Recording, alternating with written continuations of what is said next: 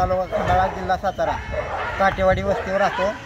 माझ्या मंगळवारी 26 तारखेला शेतात शेजारी आमच्या किसन नामदेव माने यांना पाणी सोडून मला कारणास की त्यांना हाणमार करून की माझ्या जीवावर उठून त्यांना मी पोलीस स्टेशनला गेलो, तक्रार दिली. तिथनं येऊन ते सरकारी दवाखान्यातनं येऊन आज 3 दिवस झाले माझ्या छातीत पोटात दुखतंय. तर मी उपचार घेण्यासाठी डॉक्टरांच्याकडे गेलो तर डॉक्टर काय उपचार करत नाहीत. ते म्हणतात नाही तर मी करू शकत.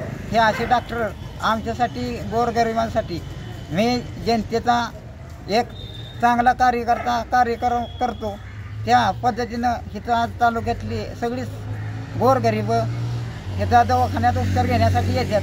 तर हे डॉक्टर लोक ते काय उपचार वेळच्या वेळेला करत नाही. ती की डावलते ती हे नाही इथं उपचार होणार ते अशा पद्धती बोलतात.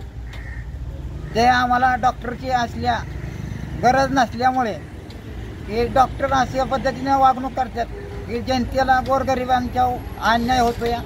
हे माझं सांगणं.